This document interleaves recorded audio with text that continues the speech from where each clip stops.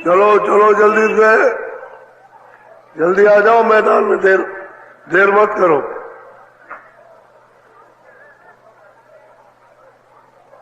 चलो चलो समय होने वाला।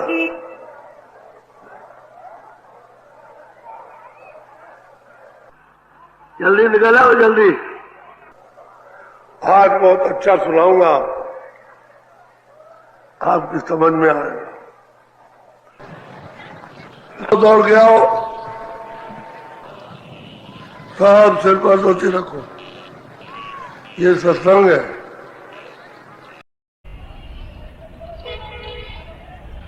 चलो चलो दर्शन दो जल्दी से। जय गुरुदेव, जय गुरुदेव, जय गुरुदेव। नाम किसका? जय गुरुदेव। नाम किसका? मान तू भजो गुरु का नाम,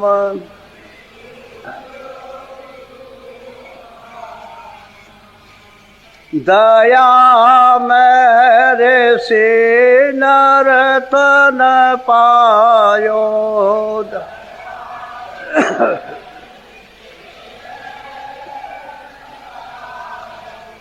मति करना अभिमान,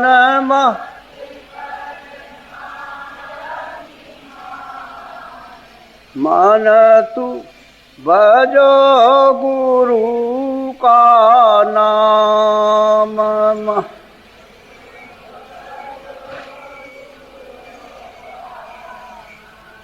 एक दिन खाली पड़ा रहेगा,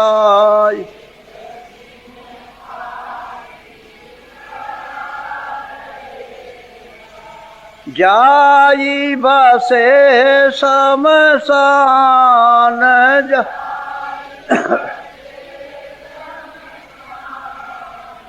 मन तू भजो गुरु का नाम।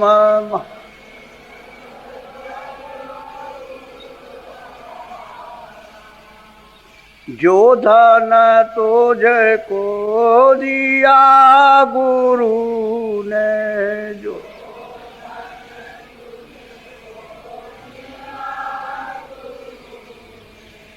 इससे करी कछु काम,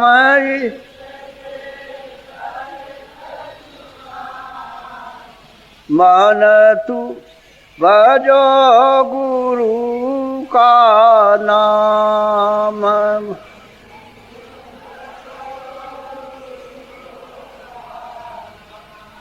अंत समय यो ही लौट जाएगा,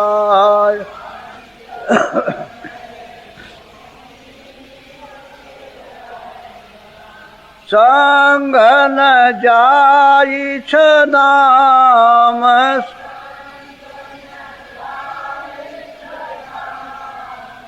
मन तू भजो गुरु का नाम।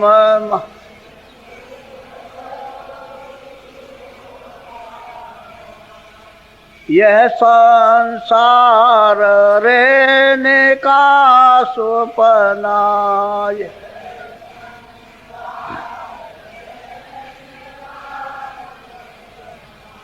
आई किया विश्राम।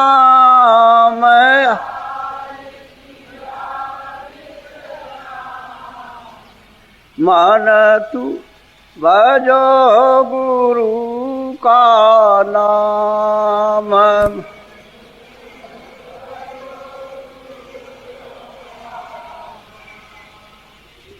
चारे देना के संगी सब है,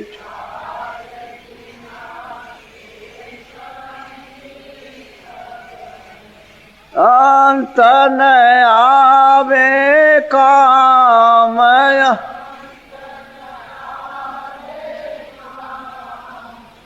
मन तू भजो गुरु का नाम।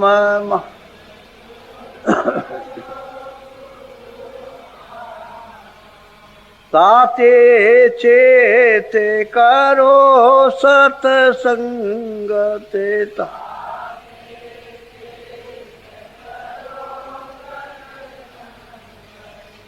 भजन करो आटो याम।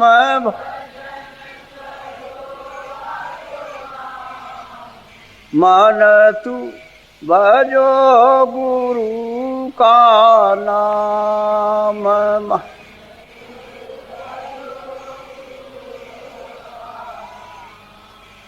यही भजन तेरे संग चलेगा,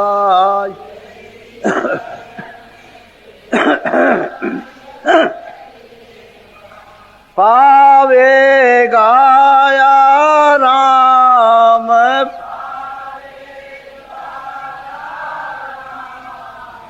मन तू भजो गुरु का नाम।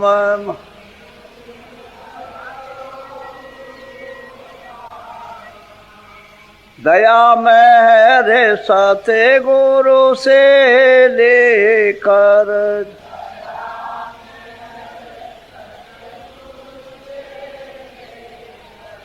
चारों तीर कोटि धाम।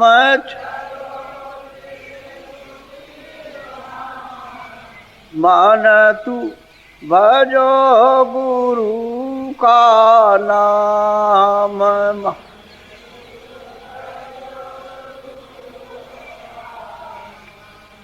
काल कर्म से बंधन छूटे का,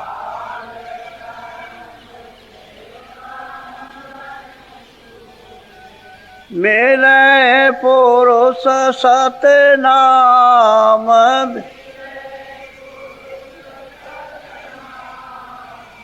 मन तू भजो गुरु का नाम।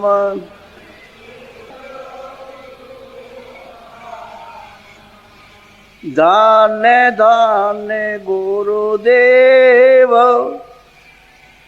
कृपा सेंद पूरन धनी। नेत करूं तुम सेव, अचल भक्ति मोहि देव प्रभु। दीन अधीन अनाथ, हाथ गहा तुम आने कर। अब राखो नित साथ, दीन दयाल कृपा निधे। जय गुरु। अपने अपने राज्य में कुछ तपस्वी, कुछ त्यागी, कुछ विचारमान, कुछ सत्यवादी, कुछ कर्मशील, सब तरह के लोग महात्मा वेश में रहते हैं। तो सब राजाओं की एक सभा हुई। उसमें ये कि आपके राज्य में कौन सा त्यागी है, कौन तपस्वी है, और इसकी छानबीन और पहचान की जाए। तो राजाओं ने अपना सब विचार विमर्श किया और सब अपने अपने राज्य में सब ढूंढने और तलाश करने लगे कि हमारे राज्य में किस तरह का धार्मिक आध्यात्मिक उपदेश हो रहा है और कौन त्यागी कौन नहीं है।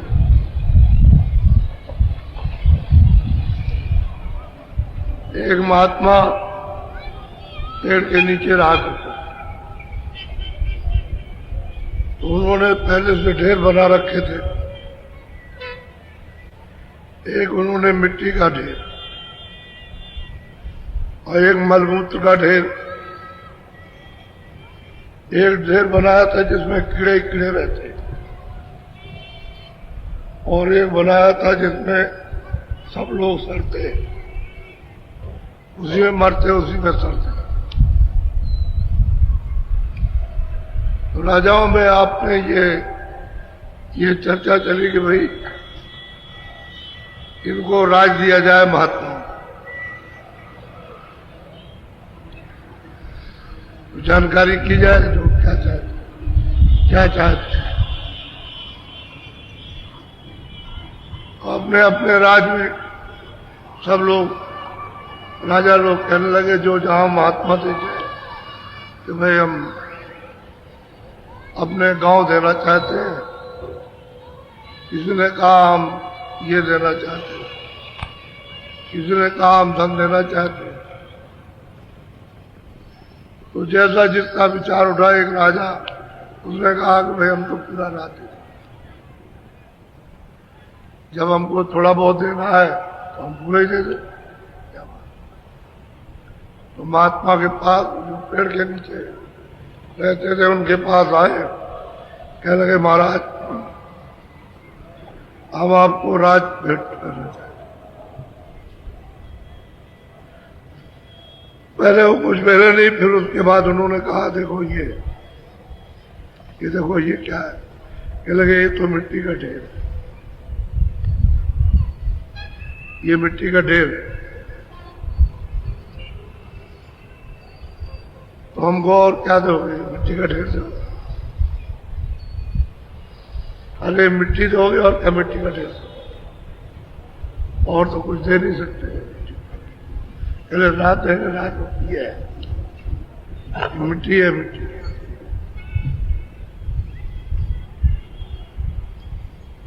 अरे कह लगे कि हम महाराज सब आपको दे देंगे सब। कह लगे क्या करोगे? देखते मिट्टी दो, और मिट्टी अगर हम ले भी लेंगे तो ये देखो ये मलमूत्र है, ये देखो ये तो ये क्या करेंगे? तो मलमूत्र। तब तक उधर देखा कि कीड़े जो है उसमें बिलबिला रहे, कह लगे देखो ये दे रहे थे ये, और तुम अगर सब कुछ करोगे चले भी जाओगे तो ये दे के जाओगे, इसी में कुंड में सर रहे, तो क्या मिलेगा तुमको? क्या? इसलिए तुम इसमें जाने के लिए तो अपना काम करो। हमको मिट्टी नहीं चाहिए, हमको ये मलमूत्र नहीं चाहिए, ना हमको ये कीड़े चाहिए। हम तो मालिक की याद करते हैं। बड़ी छानबीन हुई, कोई त्यागी निकले, कोई वैरागी निकले, कोई कुछ निकले, लेकिन ये असली बोध कराने वाले उनका हमको ये तब उसको ज्ञान का उपदेश उन्होंने दिया। कहा कि तुम 15 दिन हमारे पास रहो। 15 दिन आया, उसको वैराग सवाल हुआ। उसके बाद और आओ थोड़ा सा, तो उसके बाद में उसके ऊपर ज्ञान। अरे सचमुच है ये कुछ धोखा धोखा है, धोखा है। राजा ही छोड़ के अपने आप चला गया, राज छोड़ करके दे लेने की बात ही क्या, वो छोड़ के चला गया। और जब हमारा कुछ नहीं हम चले ही आएंगे, छोड़ दिया। कहने का ये भारत में यहाँ रिद्धियां सिद्धियां शक्ति ज्ञान वैराग, यहाँ मतलब एक सब तरह के लोग आते जाते रहे। अब यह है कि वो छुप गए।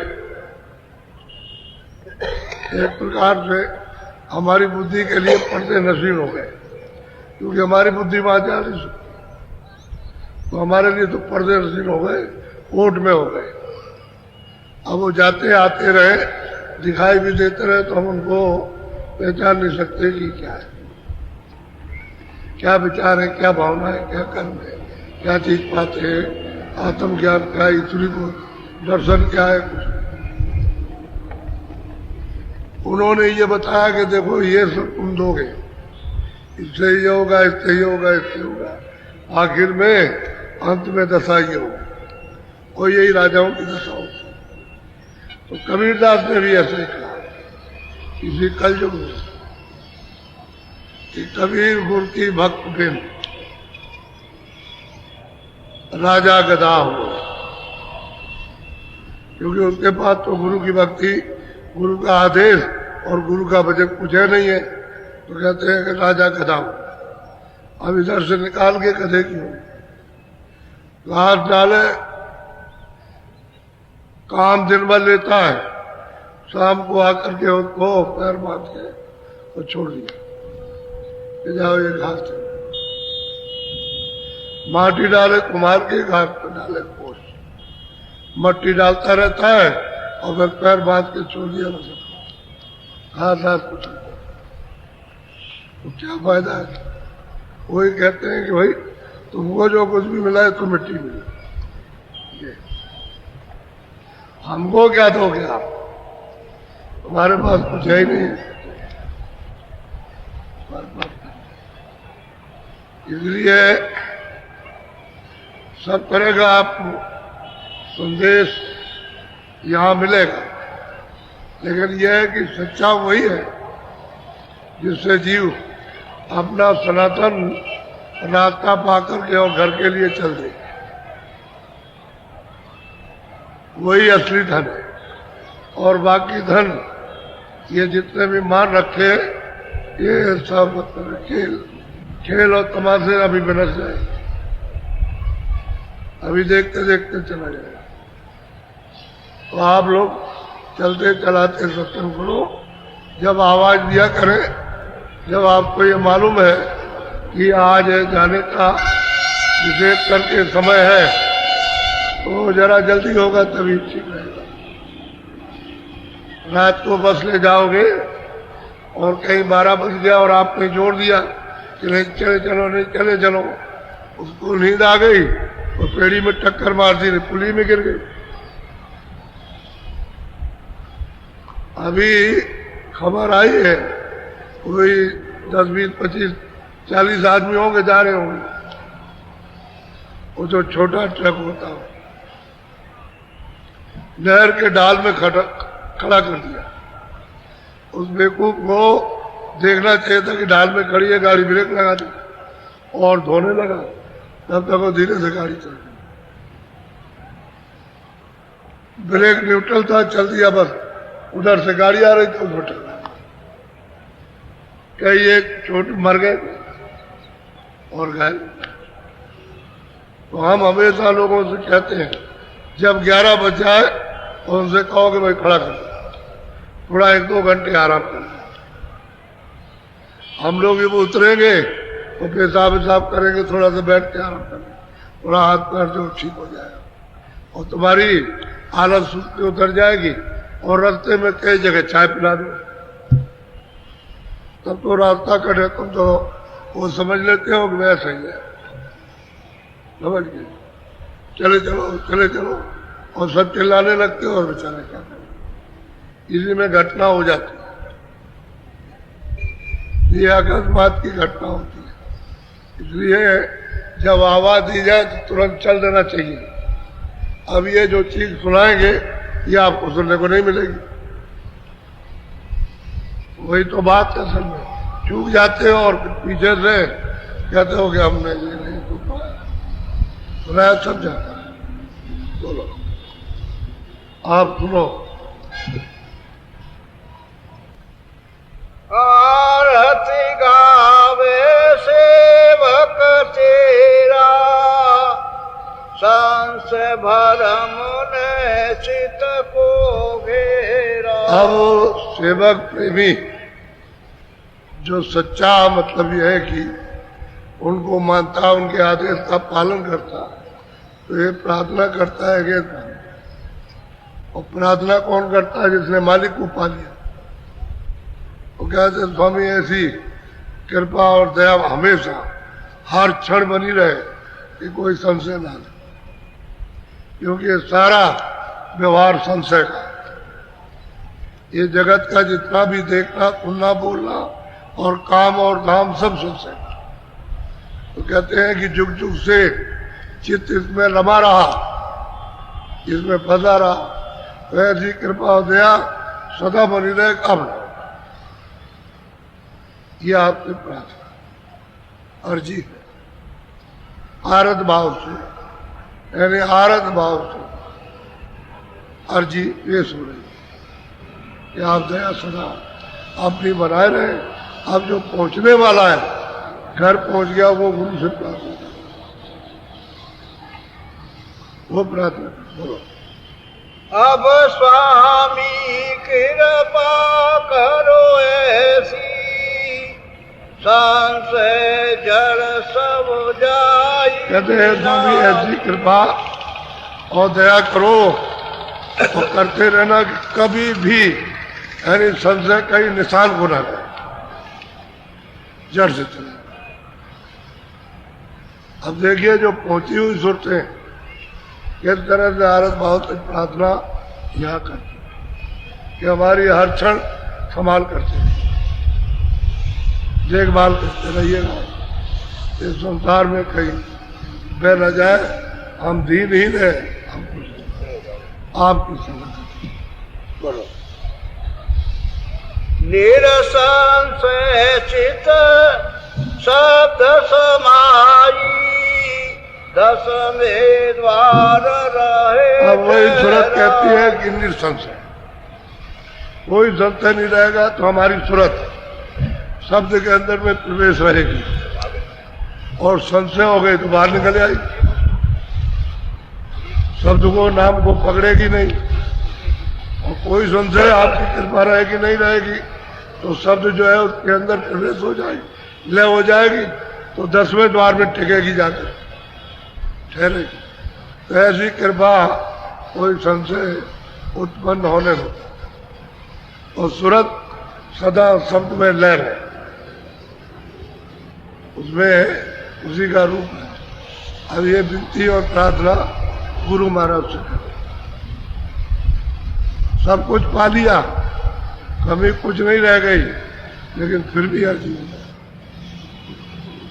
आजकल ऐसे लोग हैं बहुत जगह कि गुरु के पास जाते हैं, उनसे रास्ता ले आए और दूसरी जगह उपदेश करने लगे और कहने लगे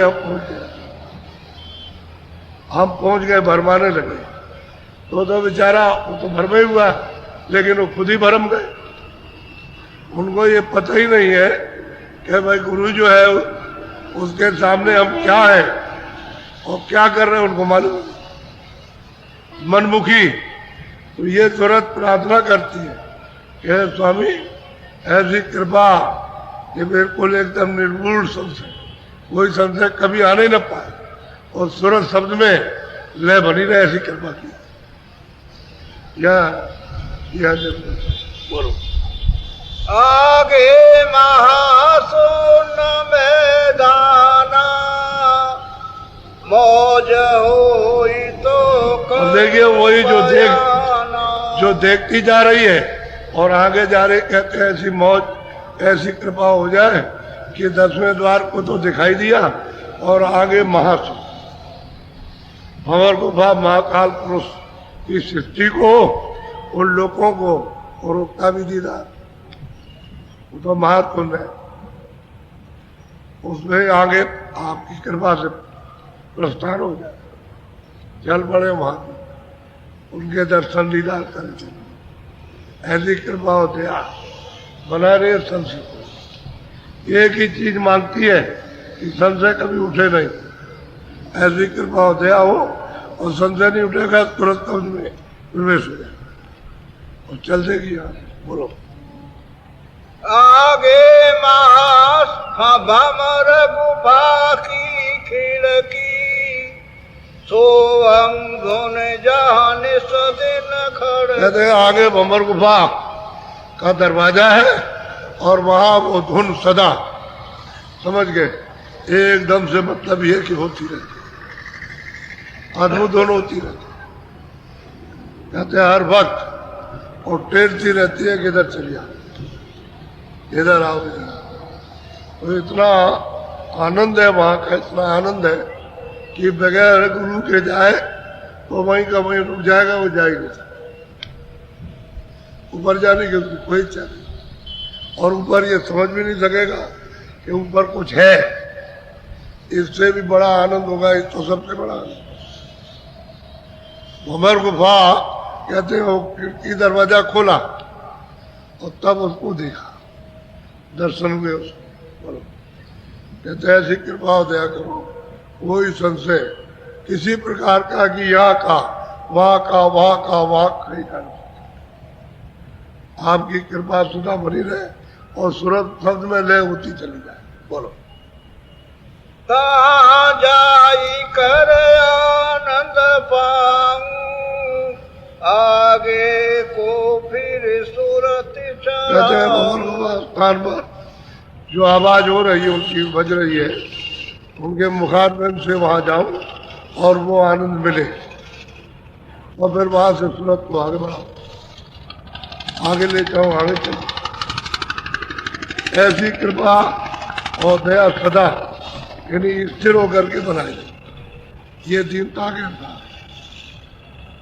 इतना भाव होता है, इतनी श्रद्धा है कि नदी उसके सामने क्या चाहिए, ऐसी सब, और उसमें दूसरी चीज को पढ़ भी नहीं सकता। पढ़ो, सत नाम सत शब्द ठिकाना, चौथा पद सोई संत। कहते हैं कि भाई वो सत शब्द है, और आगे जो भंवर गुफा के आगे है वो सतनाम है, वो सत शब्द है, और संतों ने इसको चौथा पद कहा। सतलोक को, सत शब्द को, सतनाम को 14 पद संतों ने कहा है। किसी योगियों ने, ऋषि ज्ञानी तपस्वियों ने नहीं कहा कि वे तो जा ही नहीं सकते। इनमें से 10 अवतार और 24 तीर्थ और 24 तीर्थंकर, ये कोई भी नहीं जा सकते, न जानते न जा सकते। कहते हैं संतों का वो चौथा पद है, चौथा स्थान है, वो सत शब्द है और नाम उनका सतनाम है। ऐसी कृपा हो दया सदा बनी रहे बरसात की तरह से, और सूरज जा रही हो, कृपा हो गई। 24 तीर्थ और 24 तीर्थंकर, ये कोई भी नहीं जा सकते, न जानते न जा सकते।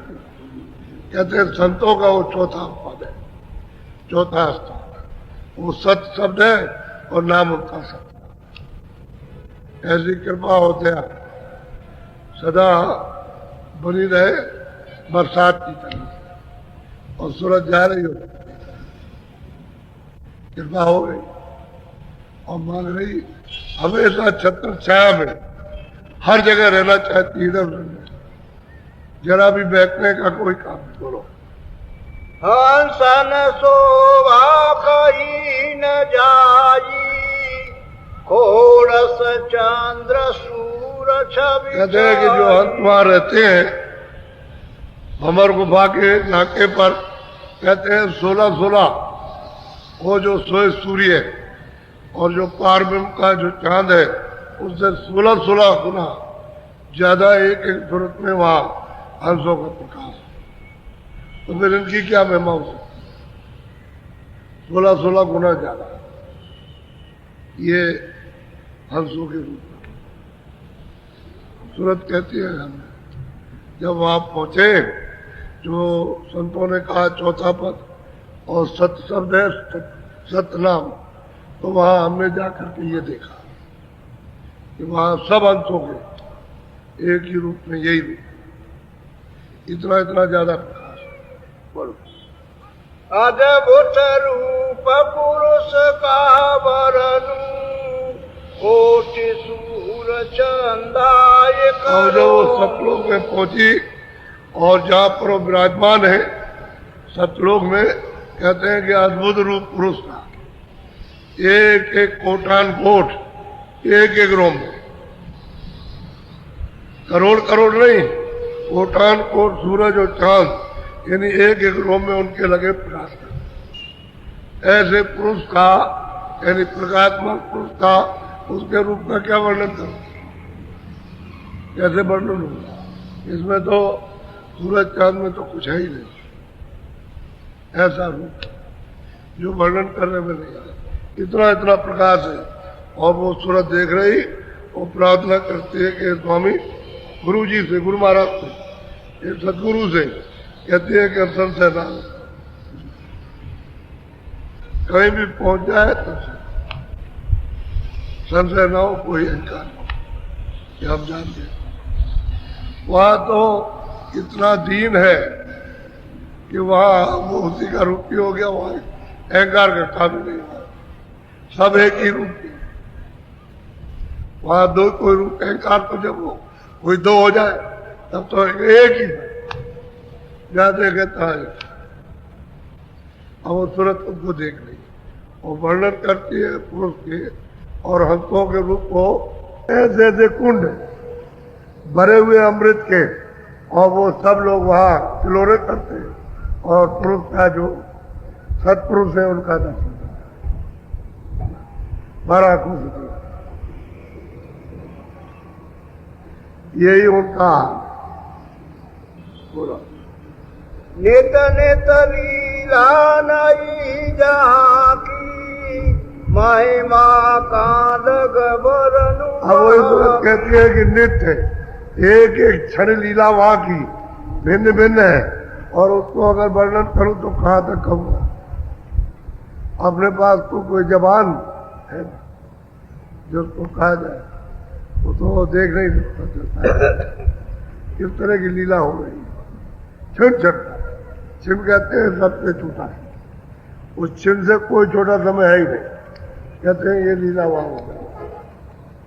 तो सूरत जो यहाँ से गई कितनी प्रसन्न, कितनी मदन और कितना उसको हर्ष है, कितना आनंद है उसको, यहाँ तो छुटकारा पा गई। बोलो अलख लोक तिसय आगे छापा, गई सूरत तहाँ तज करे अब ये सतलोक को देख करके, सतपुरुष का दर्शन करके सूरत आगे गई।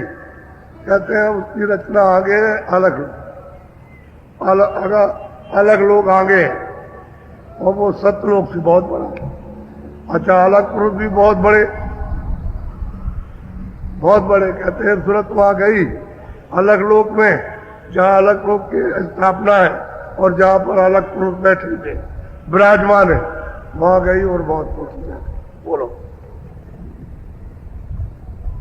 अलख पुरुष शोभा का गाई, अरब कोटि शशि सूरज जाई। अब वही सूरत कहती है जो यहाँ से जाके दर्शन करती है कि भाई वहां मैं शोभा उसकी क्या वर्णन करूं,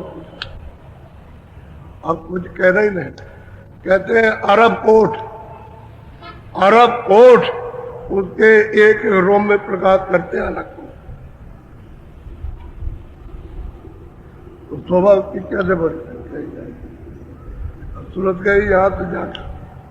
कहते हैं अलग लोग अलग पुरुष का दर्शन किया और उसकी शोभा का इशारा किया कि भाई इतने सूरज और चांद कोटान कोट एक एक रोम में प्रकाश करते हैं, अरब अरब एक एक रोम में लगे। तो बताओ कैसे कैसे कहा सूरत रूप ऐसा पाई, कोटिमान छवि ऐसी। कहते हैं कि जो वहां सुरतों के रूप है, जो वहां सुरतें रहती है, निवास करती है, उनका कोटान कोट सूर्यों का प्रभाव है। इन्हीं सुरतों का जो यहाँ से पहुंची है, इसी मनुष्य शरीर में जो बैठी हुई है, जो यहाँ से पहुंची है, कहते हैं कि कोटान कोट उस सूरत का प्रकाश है। सूरत जिसको रूह कहते हैं, जीवात्मा सोल कहते हैं, उसका प्रकाश। कहते हैं हमने वहां अलग लोक में जाकर के देखा, अपने आप सूरतों के प्रकाश का वर्णन कर रहे जो वहां रहते हैं, इतना प्रकाश। बोलो सूरत चली आगे पग धारा अगम लोक को जाई कहते हैं सूरत फिर वहां से आगे चली और अलग लोक को पार करने के बाद अगम वहां पधारी, वहां गई अगम लोक, वहां पहुंची और उसने वो सब देखा। तो ये किसने भेद बताया था? गुरु ने। यहां बताया था मृतलोक में, वो वहां थोड़ी बताया था, यहां बताया। यहां बता कर कहा कि चलो तुम। तो अगम लोक में कहते हैं कि वहां गई और वहां देखा जाए। अब जरा सुनिए ध्यान से। हाँ बोलो बोलो। अगम पुरुष की शोभा न्यारी कोटिन खरब सूर उजिया। और कहते हैं कि उन अगम पुरुष की शोभा यानी सत्य विलक्षण है, यानी कोटन अरब यानी खरब। पहले अरब था फिर खरब, यानी चांद सूर्यों का एक रोम में प्रकाश।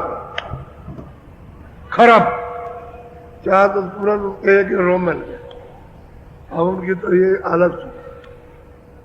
और सूरत ने देखा, यहां से चल करके देखा, और फिर ये कि सब तो फिर वहां के जो सूरतें जो हंस रहते हैं उनका क्या रूप होगा। तो सब देखेगी, जब दर्शन करेगी अगम लोक में अगम पुरुष का, तो फिर उनको भी देखेगी। बोलो। ताको अपे अपार बखानी आगे ताके पुरुष नामी। कहते हैं कि भाई इनको कोई कहता है, आगे कहते हैं पुरुष अनामी। अगम लोक के आगे पुरुष अनामी। इसी के लिए और रामायण में उन्होंने कहा एक अनीय अनामा अग सच्चानंद पविता, वो सब प्रमाण सर्वे सर्वा। कहते हैं कि अगम लोक के आगे, तो उसकी क्या स्वभाव कोई कह सकेगा? उसको भी जाकर के दर्शन, और उन्हीं में समा गई। गोस्वामी जी ने कहा कि मैं वहां मिली अनाग, और उन्हीं का रूप हो गई, उन्हीं में समा गई। जब उनका रूप हो गई तो कहते हैं कि हम और पिया एक, यानी पिया और हम एक हैं, और पिया हम एक हैं, दो नहीं। तनक न मानो उसे मिली जाती। वही गोस्वामी जी महाराज जिन्होंने 7 कांड रामायण बनाई, उन्हीं की बात कर रहा हूं।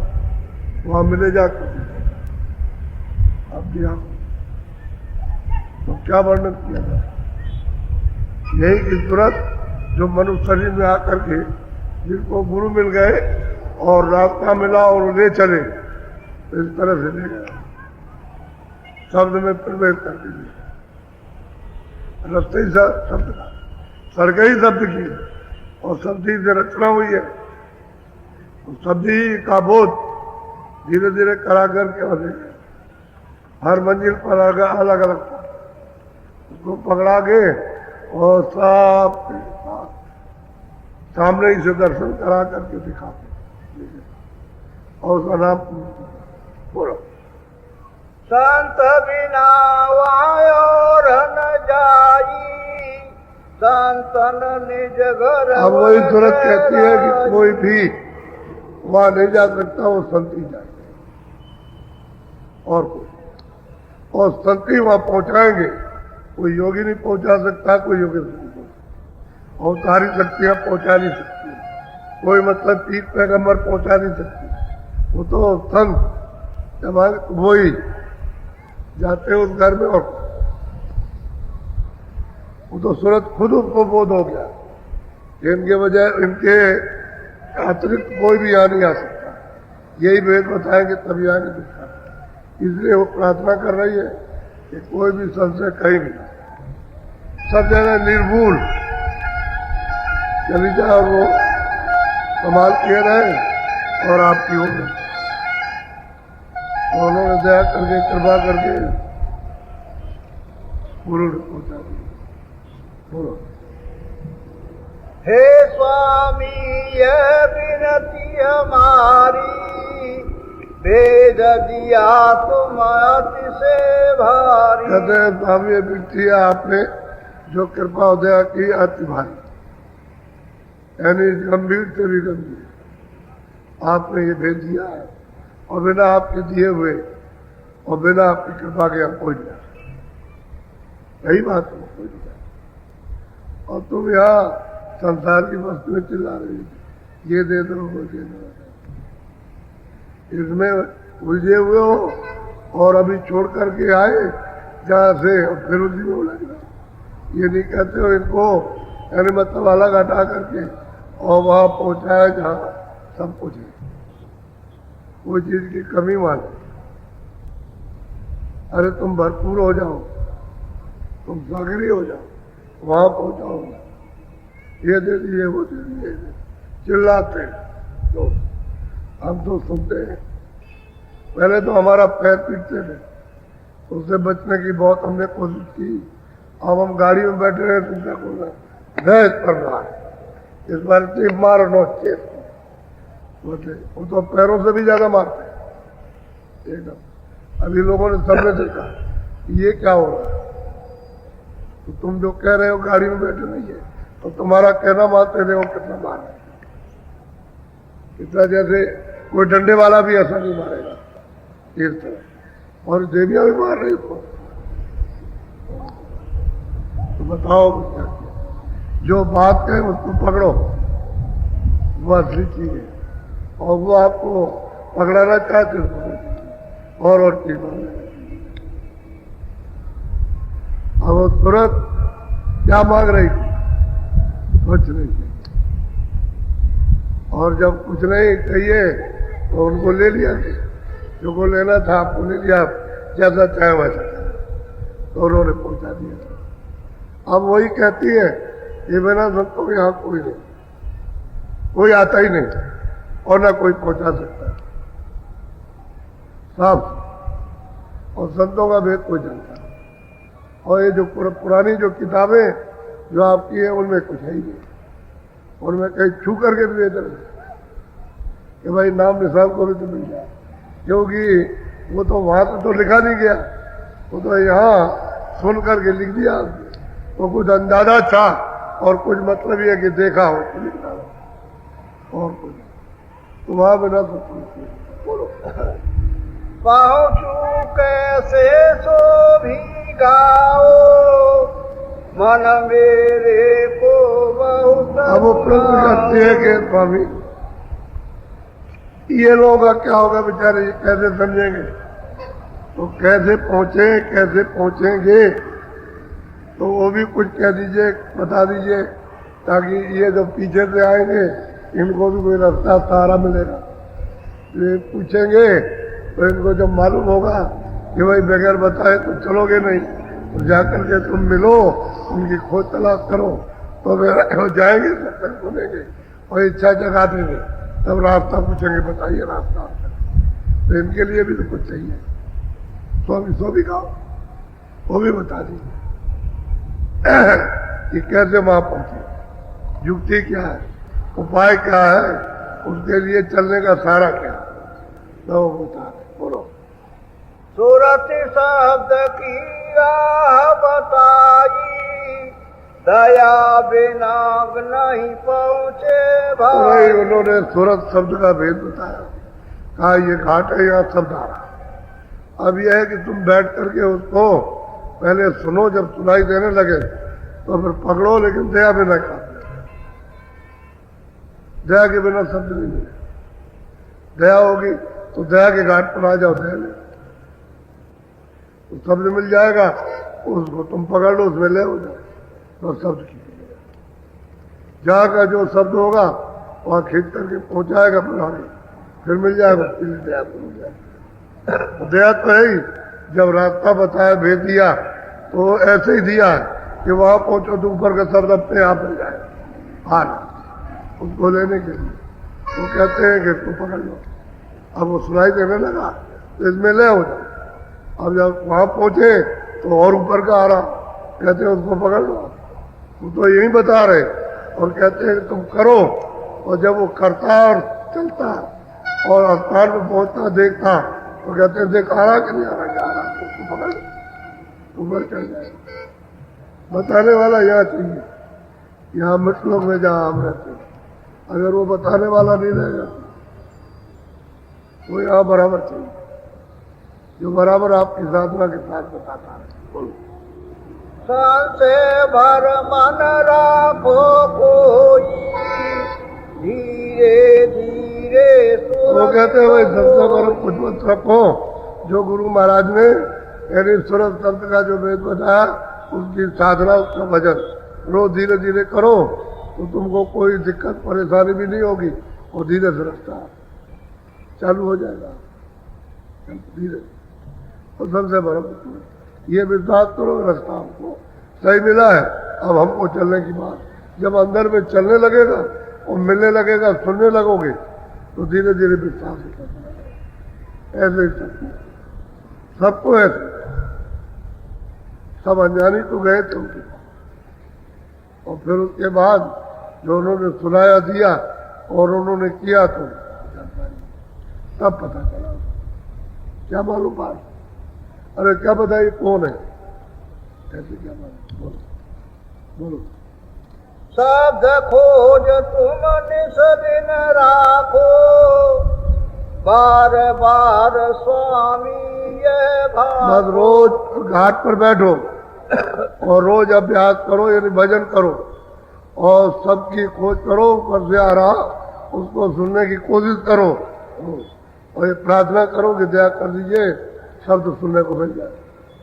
लोग ऊपर से आते जाते तो देखेंगे तो शब्द सुनाई देगा उसको आप पकड़ो तो कहते हैं इसमें ले हो जाओ, तो जैसे ही ले हुए ऊपर में वो अपने आप, वो तो मतलब ये कि एक तरह से वो तो एक धारा फेंक रही तो जिससे आए वो तो फेंक रही और जो ले जाए तो खींच रही, तो फेंकने वाली धारा को छोड़ दो और ऊपर से जो ले जाएगी उसको पकड़ लो। उसी का वेद बताया, नाम का जो वेद बताया कि घंटा और शंख करो तो ऊपर ले जाएगा और बाकी शब्द जो अनैध शब्द बज रहे हो नीचे फेंक रहे। जब सुनाई देने लगे नीचे के तो इसी में छांट लो, तो जब पकड़ोगे घंटे की आवाज को संकेतों पर खींच जाओ, खींच लेगा तो मुकाम पर अवतार भर सहजन ऊपर से आ रही और भी बहुत शब्द आ रहे, ऊपर में बहुत से सैदल कमल पहुंचोगे तो तुगुडी मंडल के बहुत से शब्द हैं, यानी गिनने में नहीं आ सकता, इतने शब्द हैं और बड़ा शोर घोर होता है उनका, उसमें छाट लो कि भाई बादलों की गर्ज मर जाए, उसको पकड़ लो बाकी बंद हो जाएंगे, वही आवाज रहेगा उसको पकड़ के वो खींच रही आवाज। तो एक आवाज ले आई और एक ले जाएगी, एक लाने वाली ले ही आई, अब वो जो वापस जाएगी वो नहीं आप पकड़ पा रहे, उसका भेद नहीं, और गुरु मिल जाए तो उसी का भेद बता उस आवाज को छोड़ा देते। बहुत से लोग साधन करते रहे, अनय धुनी को सुना और सुनते रहे लेकिन उन्होंने उसको नहीं पाया जो शब्द खींचता था, वो नहीं, घंटे संग की आवाज नहीं सुनता, धुनी सुनते रहे, अनय धुनी को उसको सुनते रहे और ऊपर नहीं, जब पकड़ नहीं पाए तो चढ़े नहीं, तो ऊपर कुछ दे भी नहीं पाया। ऐसा तो देर हे स्वामी दया और कृपा बराबर बनी। बोलो अब आरती पूर्ण कही गाई, संत मता सब दिया लखा।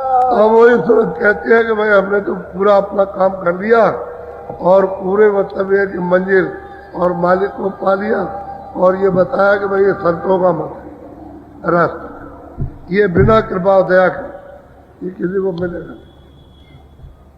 मैंने ये सब बता दिया, अब गुरु ने प्राप्त कराया और फिर उसमें आने के बाद उसने भी कहा दिया। ऐसे ही तुलसीदास जी के वक्त में जिन लोगों ने पाया उन्होंने भी सिखाया, साधकों ने भी ऐसे जिस तरह से ये वैसे उन्होंने भी कहा कि मुझे पहुंचा दिया।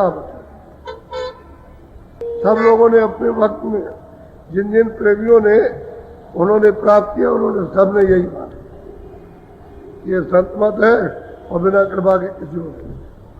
और जो कोई जाएगा वो सुनती जाएगा। मुसलमानी शब्दों में फकीर वो भी पहुंचे हुए होते हैं, वही जो संतों का पद है वो फकीरों का पद है, उसमें कुछ अंतर नहीं है, एक ही रास्ता एक वो पहुंच गए। अब वो भी नहीं जाते फंसे हुए, हिंदुओं में नहीं जाते, संतों में यही है। ये सीधी तारीफ, ये सुनने को आपको काम नहीं कौन सुनाए, इसलिए सीधा और रास्ता सच्चा है। इसमें हर सत्संगी को जो करेगा तत्काल फल प्राप्त, तत्काल।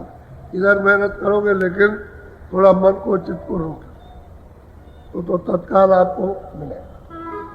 इधर करो इधर मिल, जैसे हम मजदूरी करते हैं तो महीने में हमको मिलेगी, या मजदूरी करो तो रोज मिलेगी।